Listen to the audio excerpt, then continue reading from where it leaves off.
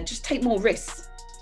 I'm still getting over all of this fight, you know. Like, I'll tell you something. When he put his shots together, they were A1. It's your girls, Katie and Sham, here at Boxing and Bantz. All roads led to Manchester Arena with the bout, Craig Richards and DMITRY BIVOL. Sham.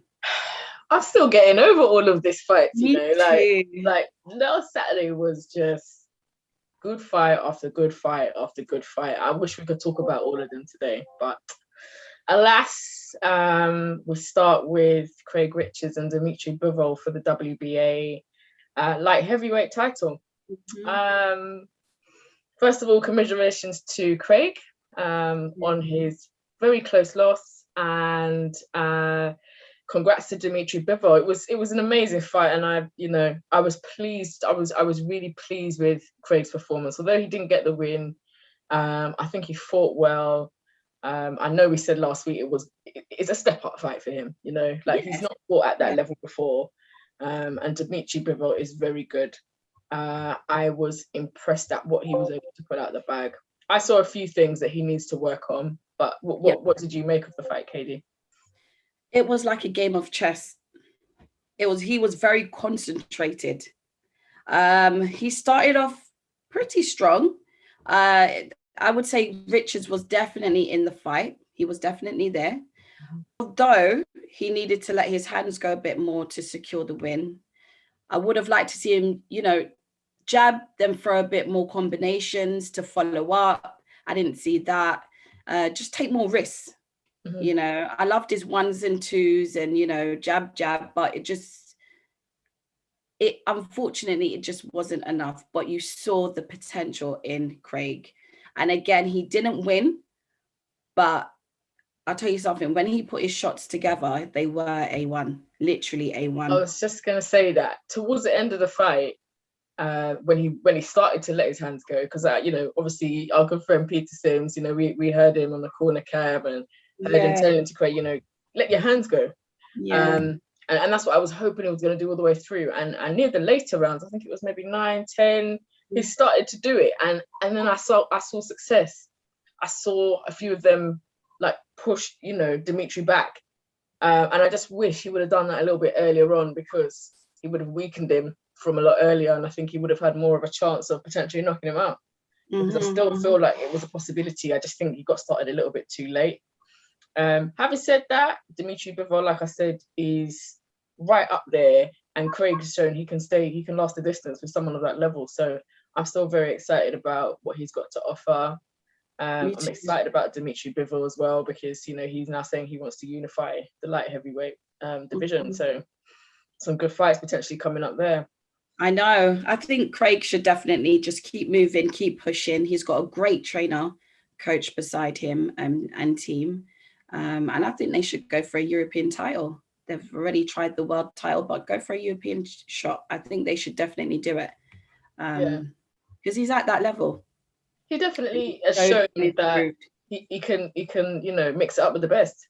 Yeah. So, and I was going to ask you, you know, who the likes of who, you know, you think he might need to look at next. Maybe Bando Jack, Alvarez, Badu Jack. Pascal. There's a few names there, but I would say maybe Bando Jack. Maybe. Yeah, I don't see that one. I don't see him ready for Kovalev. No, I don't see that. Not yet. There's a guy called Pascal. Another called Alvarez, I think his name is. So I will tell you something. There's a variety out there. So it's not like, oh no, who's next? Who can I fight? People will be willing to fight him after his performance with DMITRY. Absolutely, yeah. Defo. Most def. So on to the main fight of the night. I think we've got a lot to discuss, so I'm going to try and keep it as brief as we can, but there's a lot to talk about with this fight. Yeah. And the first thing I want to start on is some of the antics that led up to the fight before the actual fight happened. on the Saturday, because the whole week was just a bit of a, well, the last couple of days before the fight, I should say, was a bit of a circus, really. It was, you know, it became a joke. What particularly made me laugh was, we spoke last week on the show and we said, who's the A side, who's the B side? Remember I asked you that? Yeah. And coincidentally, and our show actually went out the night before the fight, so we were still talking about it, but it had been pre-filmed.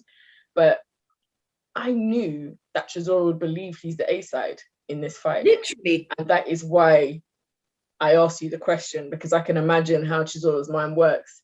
The fights in the UK, the British public generally love him. Of course.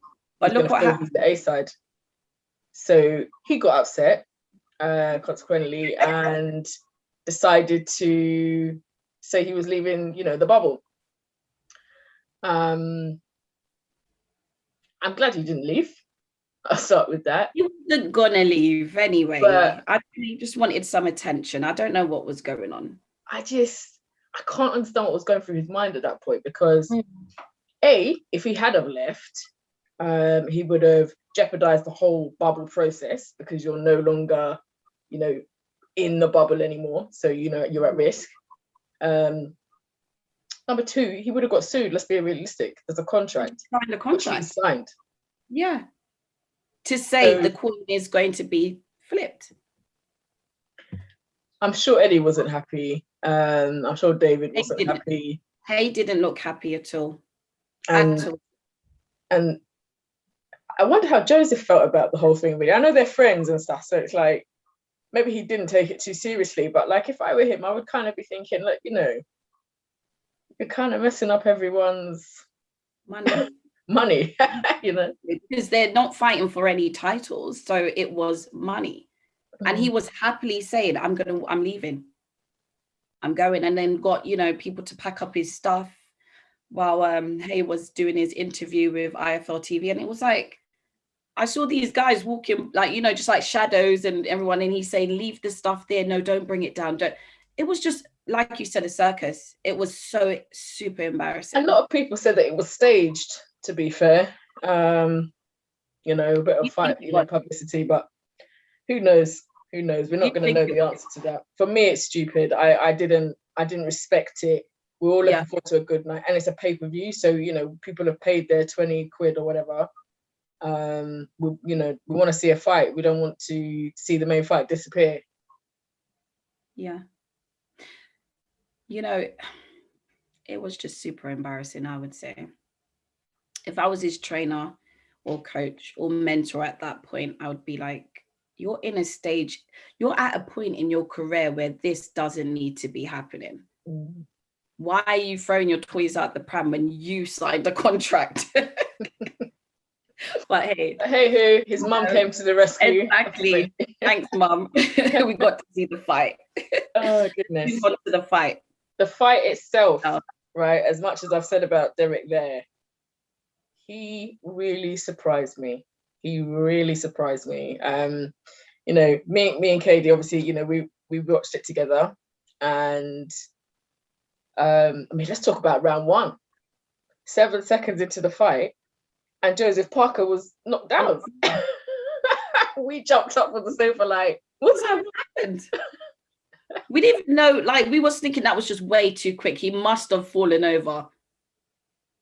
He got knocked down. He did. He got knocked down. It wasn't a heavy knockdown. It wasn't like, I don't feel he was at risk of not getting up or anything like that. It was just, I think he got caught off guard. And it certainly caught me off guard. But just a pressurized fight. I know last week we predicted that Parker would win, even though it's controversial. We'll talk about that later. But I'm so surprised at how Derek kept the pressure on for as long as he did. Even though he looked physically tired and worn out, he kept that pressure going until at least, round 9? Yeah, I would say about I think after round 6, he slowed down a bit, but he did keep the pressure an incy bit. Yeah, enough. I would definitely say perhaps from round 1 to 7, I would give he was full on. But the thing is, it was crazy because he was so full on. But when he went back into his corner, he was like, he so literally looked like he wasn't gonna make it. You know, he was in that corner like, fighting hard. Someone needs to seriously get this man to there or something, because I was worried. I've never seen a boxer breathe like that. That was scary. I thought he was going to pass out. But yeah, sorry, he kept the pressure on, fighting on the inside. But the only thing I would say is that he was attacking the body so much that it was almost like Parker got immune to it, because he weren't jabbing at the head a lot. He weren't giving much, throwing much shots to his head. But he kept the pressure on, abused Parker's body. And let's just go to Parker. I'm not too happy with his performance. I'll be very honest with you. I expected just a little bit more because he's got a new trainer, and trainer's well respected, and he's, I expected just that little bit more from him, and I wanted him to win convincingly, and I didn't find it convincing. Somebody like Chisora, it's quite dangerous to get in front of him, let him get in on the inside, because he's a very heavy puncher. He's a big guy. It's almost like if you look at, Chisora's last fight, Usyk, I feel like that's the way, unless you're like a Dillian White who can rumble in there with the best of them and have a slugfest. The best thing to do is just keep it long, I think, with Chisora, because, his punches are gonna hurt, and he was doing a lot of body work. So it's like, that must have taken a toll on Joseph. But I did feel he got backed up on the ropes a little bit too much, backed into the corner a little bit too much. But ultimately, and I know it's controversial, ultimately, in the rounds that were probably given to Parker, I do feel that his accuracy was a lot better, and he had the more eye-catching shots. Yes. But I still think there's a case for it to be a draw, if I'm being perfectly honest. That's what it should have been. I didn't expect to enjoy this fight in the way that I did, so I'm looking forward to seeing a rematch if we can.